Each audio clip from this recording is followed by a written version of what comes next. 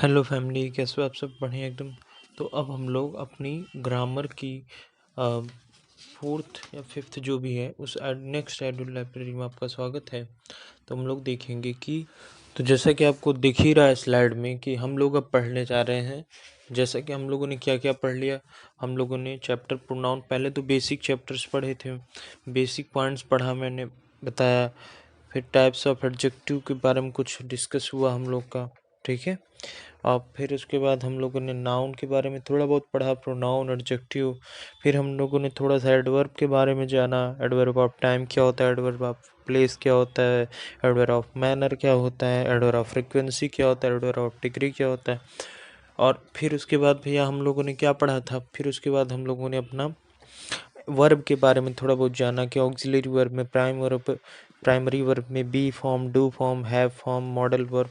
फिर उसके बाद हम लोगों ने वर्ब में दो type, transitive verb, intransitive verb. फिर अपन ने ना प्रोनाउन शुरू किया था। प्रोनाउन में सबसे पहला प्रोनाउन हमने पढ़ा था रिफ्लेक्सिव प्रोनाउन ना। जब sentence subject and object same हो तो रिफ्लेक्सिव प्रोनाउन। तो जैसे आई है तो उसका object me, reflexive pronoun myself, possessive adjective my और पॉजेसिव प्रोनाउन माइन। तो ये सब बारे में। उसके बाद हम लोगों ने एम्फेटिक प्रोनाउन पढ़ा। अब जब एम्फेटिक प्रोनाउन खत्म हो गया तब हम लोगों ने क्या शुरू किया था अपना, तब हम लोग शुरू किया था डिस्ट्रीब्यूटिव प्रोनाउन। क्या शुरू किया था? Distributive pronoun. और डिस्ट्रीब्यूटिव प्रोनाउन में क्या था कि यहाँ पर एक एक सिंगल की बात की जाएगी, मतलब ईच, आइदर, नाइदर के बाद प्लूरल होगा, लेकिन वर्ब सिंगुलर होगा और उसका एडजेक्टिव भी सिंगुलर होगा या प्रोनाउन जो भी होगा, ठीक है। फिर उसके बाद हम लोग डिमॉन्स्ट्रेटिव प्रोनाउन देखा। डिमॉन्स्ट्रेटिव प्रोनाउन में क्या था कि उसमें डिमॉन्स्ट करे, मतलब दर्शाए कि ये मेरा है, मतलब हक जमाए, या ऐसे समझ सकते हो डिमॉन्स्ट्रेटिव में कंपैरिजन हो रहा है। क्या हो रहा है? कंपैरिजन हो रहा था, ठीक है। तो जैसे दिस इज़ माई पेन, तो यहाँ तो अच्छा, डिमॉन्स्ट्रेटिव में कौन कौन है ऐसे जो डिमॉन्स्ट्रेटिव प्रोनाउन होते हैं, तो हम लोग रटले भी थे, दिस, दैट, दोज, दीज, ठीक है। और मैंने बताया जैसे the weather of Bengaluru is better than Mumbai, इतना बोलते हैं, तो फिर नहीं समझ में आया क्या बेटर देन मुंबई। वेदर कभी मुंबई से बड़ा होगा? सेम का सेम से कंपेरिजन। तो या तो देन के बाद लिखें वेदर ऑफ मुंबई, या फिर दैट ऑफ लिखते हैं, तो वही दैट ऑफ क्या है आपका, दैट ऑफ आपका डिमॉन्स्ट्रेटिव प्रोनाउन हो गया, ठीक है। ये सब बातें हम लोगों ने डिस्कस की थी। अब हम लोग शुरू करेंगे अपना रिलेटिव प्रोनाउन। क्या? रिलेटिव, जैसा आपको सामने दिख भी रहा है। अब हम लोग क्या डिस्कस करने वाले हैं? रिलेटिव प्रोनाउन, ठीक है। तो यार ध्यान से सुनना, रिलेटिव प्रोनाउन क्या होता है कि जब कभी भी, ध्यान सुनना, जब कभी भी कोई भी वर्ड कंजंक्शन और साथ में प्रोनाउन दोनों का काम करे तो वो रिलेटिव प्रोनाउन है। जैसे हु, हुम, विच, दैट, व्हाट, ये सब क्या है? Relative pronoun. तो अगर हु और हुम में कंपैरिजन हो जाए कि हु वर्सेस हुम में क्या होता है, तो हु वो चीज़ है कि जब ऑब्जेक्ट खुद सेकंड क्लॉज में काम कर रहा हो तो वहाँ पर हम हु लगाते हैं, और जब ऑब्जेक्ट खुद सेकंड क्लॉज में काम नहीं कर रहा हो तो वहाँ पर हम हुम लगा देते हैं, ठीक है। और विच, दैट, व्हाट वो आगे डिस्कस करेंगे, पहले हम लोग डिस्कस करेंगे हु वर्सेस हुम। तो अब देखते हैं हु वर्सेस हुम की स्लाइड, ठीक है। तो जैसे कि आपको स्लाइड में दिख ही रहा है, मैंने एक बहुत अपने वर्ड्स में लिखा है कि जब भी कभी कोई सेंटेंस में दो क्लॉज होंगे तो पहले क्लॉज में जो ऑब्जेक्ट होगा अगर वो सेकंड क्लॉज में वही काम कर रहा है तो वहाँ पर क्या होगा? हु। लेकिन अगर पहले सेंटेंस में जो ऑब्जेक्ट होगा, मतलब एक सेंटेंस में जो पहला क्लॉज है उसमें जो ऑब्जेक्ट होगा, अगर वो सेकंड क्लॉज में उसी सेंटेंस में काम नहीं कर रहा है तो वहाँ पर हुम हो जाएगा। जैसे एक एक और इसका ट्रिक याद रख लो चाहे तो, जो सेकंड क्लॉज है उस सेंटेंस में, वहाँ अगर सब्जेक्ट है तो फिर तुम वहाँ पर हु लगाओ, अगर सब्जेक्ट नहीं है तो होम। लेकिन ये थोड़ा ना कंफ्यूजिंग होता है, इसलिए इतना बस याद रखो कि उस सेंटेंस के सेकंड क्लॉज में अगर सब्जेक्ट खुद काम कोई कर रहा हो तो वहाँ पर हु लगाना, अगर सब्जेक्ट कोई काम खुद नहीं कर रहा तो वहाँ हुम लगा देना, ठीक है। जैसे आपको एग्जाम्पल में दिख ही रहा है कि the we scolded the boy who या हुम ब्रोक द विंडो, हमने उस बंदे को डांटा जो दरवाज़ा तोड़ा या खिड़की तोड़े। तो देखो दरवाज़ा कौन तोड़ रहा है? वही बॉय। तो जो ऑब्जेक्ट है वही काम कर रहा है, तो हमने हु लगा दिया। लेकिन अब नीचे देखो कि the senior officer release the thief, जो सीनियर ऑफिसर हैं उन्होंने थीफ को रिलीज कर दिया। हु या whom यू हैड अरेस्टेड। तो यहाँ देखो तो यू हैड अरेस्टेड मतलब ये पुलिस की बात कर रहे हैं, यहाँ थीफ काम नहीं कर रहा है तो यहाँ whom लग जाएगा। जैसे एक और एग्जांपल थर्ड वाला देख लो, we have arrested the boy who you said had stolen your wallet. तो यहाँ देखो ध्यान से, तो यहाँ पर सब्जेक्ट तो है, वर्ब भी है, तो यहाँ क्या इसका मतलब whom लगाएंगे? नहीं, वही तो बात है। स्टोलन कौन किया था? बॉय। तो यहाँ काम एक्चुअल में कौन कर रहा है? तो सेकंड क्लॉज में काम कौन कर रहा है? बॉय। तो इसीलिए यहाँ हु लगेगा। ठीक है, और देखते हैं हम लोग इसी के आगे अगला कॉन्सेप्ट क्या है हमारा। देखो अब क्या है ना कि हम लोगों का ये क्लॉज, ये टॉपिक अब थोड़ा सा हम लोग कॉन्सेप्चुअल चलेंगे, मतलब कुछ बेसिक चीज़ें अब हम लोग जानेंगे प्रोनाउन से हट के भी। अब जैसे मैं कह देता इसी, मान लो अगला कॉन्सेप्ट ये हो जाता कि Mannu helped the man who या whom he thought was poor. तो यहाँ ध्यान से सोचो, तो ही थॉट, तो वो मैन के बारे में सोची थी, लेकिन काम कौन कर रहा है? Who was poor. गरीब कौन था?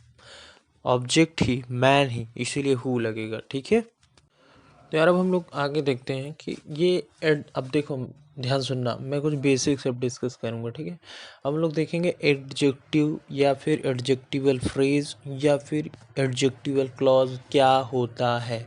कुछ नहीं है, बहुत इजी सा चीज़ है, नाम बड़े बड़े बट काम छोटे। एडजेक्टिव तो सबको पता है कि जो नाउन की विशेषता बताया, जैसे सी सेलेक्टेड अ रिच मैन, तो यहाँ रिच क्या है? मैन की विशेषता बता रहा है, इसीलिए रिच क्या हो गया? एडजेक्टिव।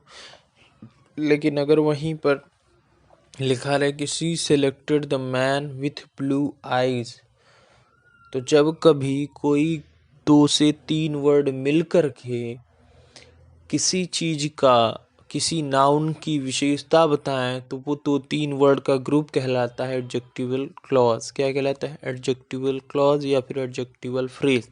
एडजेक्टिवल क्लॉज कब होगा? जब उसके अंदर सब्जेक्ट और वर्ब नहीं होगा।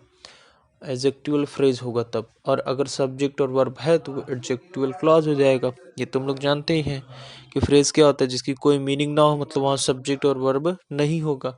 तो जैसे ये एग्जाम्पल 2 जो है, इसमें जैसे दिया है she selected the man with blue eyes, तो सी क्या हो गया? सब्जेक्ट, सेलेक्टेड क्या हो गया? वर्ब, द क्या हो गया? आर्टिकल, मैन क्या हो गया? नाउन। अब विथ ब्लू आइज, ये विथ ब्लू आइज किसके बारे में कहा जा रहा है? मैन के बारे में। तो ये विथ ब्लू आइज में आइज ले लो, प्रीपोजिशन का ऑब्जेक्ट है, ब्लू एडजेक्टिव है, विथ क्या है? प्रीपोजिशन है। तो ये तीनों with blue eyes adjectival phrase हो जाएंगे, क्योंकि यहाँ की सब्जेक्ट तो है नहीं। लेकिन अगर उसी नीचे वाला एग्जांपल देखें कि she selected the man who won the race, उसने उस मैन को सेलेक्ट किया जो रेस जीत गया, मतलब she selected the man who won the race. तो यहाँ पर ध्यान से अगर हम देखें तो हम क्या कहेंगे?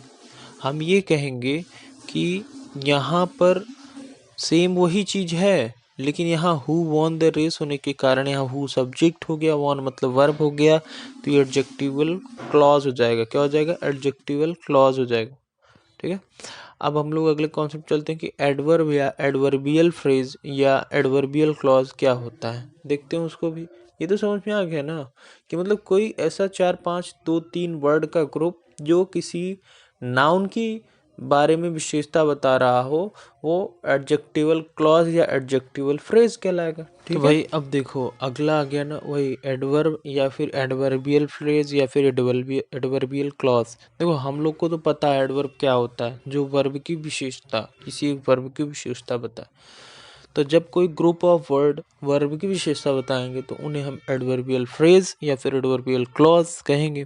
जैसे कि for example I saw her yesterday, मैंने उसको यस्टरडे देखा, मतलब यहाँ ध्यान से सोचो तो ये जो आई है वो सब्जेक्ट है, सॉ मेन वर्ब है, हर पॉजेसिव प्रोनाउन एडजेक्टिव जो भी बोलो, और यस्टरडे एडवर्ब ऑफ टाइम है। क्यों? क्योंकि कब देखा था यस्टरडे को। तो यहाँ पर यस्टरडे क्या है? वर्ब की विशेषता बता रहा है कि मैंने देखा यस्टरडे। ठीक है, लेकिन अगर उसी के नीचे वाला एग्जांपल आप देखो, I saw her on Sunday, तो यहाँ पर ऑन संडे ये क्या हो गया? एडवर्बियल फ्रेज, क्योंकि सब्जेक्ट वर्ब है नहीं। समझ में आया? मतलब यहाँ पर देखो ये प्रीपोजिशन का ऑब्जेक्ट, लेकिन ऑन संडे ऑन संडे को क्या देखा, किसको, आई को, देखा किसको, हर को, किसने, आई मतलब मैंने। तो वर्ब के बाद जो उसका हम लोगों ने पढ़ा है व्हाट का आंसर दे, क्या, कहाँ, कैसे, तो वो ऑब्जेक्ट होता है। हु का जो ऑब्जेक्ट दे वो सब्जेक्ट होता है। और हाउ का जो answer they, how how, when का आंसर जब दे, कब, व्हेन का, तो वो हमारा हो जाता है एडवर्ब। क्या हो जाता है, एडवर्ब। या ऐसे याद रखो, जो ऑन संडे, क्या ऑन संडे, देखा, तो वर्ब की विशेषता बता रहे तो एडवर्बियल फ्रेज। ठीक है, एक देख लेते हैं एग्जांपल, जो एडवर्बियल क्या हो जाएगा, क्लॉज हो जाएगा। तो ये कॉन्सेप्ट क्लियर हो जाएगा। ठीक है, तो जैसा कि आपको एग्जांपल में दिख रहा है कि I saw her when she was playing tennis, मैंने उसे देखा जब वो टेनिस खेल रही थी। तो जब वो टेनिस खेल रही थी तो क्या हुआ, देखा। तो मतलब वर्ब की विशेषता ये पूरा का पूरा ग्रुप बता रहा है। और यहाँ वर्ब में इस सेंटेंस में जो आपके घेरा हुआ हूँ मैं, मतलब बॉक्स बनाया, इस बॉक्स के सभी सेंटेंस में सब्जेक्ट वर्ब है, तो इसका मतलब ये क्या हो गया, एडवर्बियल क्लॉज। अब हम लोग आगे देखते हैं और भी अपना कॉन्सेप्ट। ठीक है, आगे क्या है, ध्यान से सुनना। अगर कहीं भी वर्ब की फर्स्ट फॉर्म प्लस आईएनजी होगी तो वो तीन चीज हो सकता है। या तो वो नाउन हो सकता है, या तो वो वर्ब हो सकता है, या तो वो एडजेक्टिव हो सकता है। याद रखना। तो अगर कभी वर्ब की फर्स्ट फॉर्म प्लस आईएनजी साथ में लगी हुई हो तो वो तीन चीज हो सकता है। या तो वो वर्ब हो सकता है, या तो वो नाउन हो सकता है, या तो वो एडजेक्टिव हो सकता है। तो अगर कोई बोले कि कैसे पता करेंगे कि नाउन है, या कैसे पता करेंगे कि वो वर्ब है, या कैसे पता करेंगे कि वो एडजेक्टिव है, तो इतना याद रख लो कि जो वर्ब अगर होगा तो उसके पहले हैज, हैव, या फिर सॉरी, अगर केवल वर्ब को पता करना है तो बी फॉर्म उसके पहले होगा। जैसे is, am, are, he is going, तो यहाँ पर ये वर्ब हो गया गोइंग। ठीक है, तो मतलब जब वर्ब फर्स्ट प्लस आईएनजी के पहले इज, एम, आर या वॉज वर्ब बी फॉर्म हो तो वर्ब फर्स्ट प्लस आईएनजी जो हैं वो वर्ब की तरह ट्रीट होंगे। ठीक है, लेकिन अगर वही वर्ब फर्स्ट प्लस आईएनजी खुद ऑब्जेक्ट या सब्जेक्ट की तरह ट्रीट हो रहे हो सेंटेंस में तो वो क्या कहलाएंगे, नाउन। तो जैसा कि अगर वर्ब की तरह देखना है तो इसका एग्जांपल नीचे लिखा है, ही इज फाइटिंग, तो यहाँ देखो हेल्पिंग वर्ब है, बी फॉर्म है, तो फाइटिंग क्या हो गया आपका मेन वर्ब। ठीक है, तो ये वर्ब की तरह ट्रीट हो। लेकिन अगर वही नाउन के एग्जांपल में देखें तो ही पैसिफाइड द फाइटिंग बुल, उसे शौक है फाइटिंग बुल का। तो देखो फाइटिंग बुल मतलब लड़ाकू। तो अब यहाँ पर क्या, यहाँ पर मतलब बुल की विशेषता बताई जा रही है, मतलब बुल एक नाउन है, ऑब्जेक्ट है। तो अगर नाउन की विशेषता बताए तो एडजेक्टिव। यहाँ देखो फाइटिंग है, वर्ब फर्स्ट आईएनजी है, लेकिन ये क्या हो जाएगा, एडजेक्टिव। तो ये नाउन की एडजेक्टिव हो जाएगा। और नाउन वाला थर्ड में, अच्छा इधर उधर हो गया है, ही स्टार्टेड फाइटिंग, तो ये फाइटिंग यहाँ पर क्या हो जाएगा, नाउन, क्योंकि ये क्या हो गया है, ऑब्जेक्ट, जो कि नाउन भी होगा। तो एडजेक्टिव क्या होता है कि जब वर्ब फर्स्ट प्लस आईएनजी किसी नाउन के साथ लग के उसकी विशेषता बता रहा हो तो उसमें verb first plus ING adjective की तरह काम आएगा। तो यही जो verb first plus ING noun बनाता है, याद रखना, इसी को हम जीरंड बोल देते हैं। और यही जब verb first plus ING adjective बनाता है तो इसी को हम बोल देते हैं प्रेजेंट पार्टिसिपल। क्या बोल देते हैं, प्रेजेंट पार्टिसिपल। देख लेते हैं इसका भी अगले स्लाइड में। तो यहाँ देख ही लो, यही जो verb first plus ING noun बनता है तो जीरंड कहलाता है, और वही verb first plus ING adjective बनता है तो वो प्रेजेंट पार्टिसिपल कहलाता है। और हम लोग अगले कॉन्सेप्ट चलते हैं। अब देखो एग्जाम्पल जैसा एक और है, इसी के आगे दो और हैं एक्चुअल में, देख लेते हैं। Smoking causes cancer, smoking causes cancer. तो स्मोकिंग यहाँ पर किसकी तरह ट्रीट हो रहा है, सब्जेक्ट की तरह, नाउन की तरह। तो मैंने बताया भी कि जो भी verb first plus ING noun की तरह ट्रीट होंगे वो जीरंड हो जाएंगे। और जो भी सब्जेक्ट, जो भी वर्ब फर्स्ट प्लस आईएनजी आपके एडजेक्टिव की तरह ट्रीट होंगे तो वो प्रेजेंट पार्टिसिपल हो जाएंगे, हवा फवा नाम हो गया इनका। ठीक है, तो अगर स्मोकिंग कॉजेज कैंसर कहा जाए तो कॉजेज इसमें क्या है, मेन वर्ब है, कैंसर क्या है, एडजेक्टिव है। ठीक है, और अगर अगला एग्जांपल सेकंड पर चलेंगे तो द मूवी वॉज इंटरेस्टिंग, तो यहाँ द क्या हो गया आपका article, fix preposition, fix article, definite.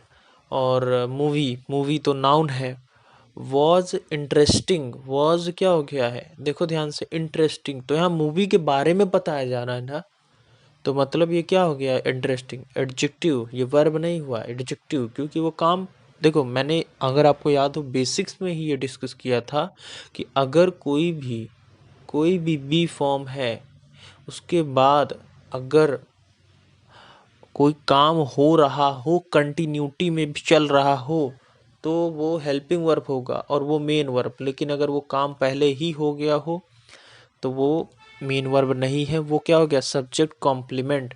तो इंटरेस्टिंग क्या हो जाएगा, सब्जेक्ट कॉम्प्लीमेंट। वैसे भी मूवी के बारे में बता रहा है तो सब्जेक्ट कॉम्प्लीमेंट साथ साथ एडजेक्टिव।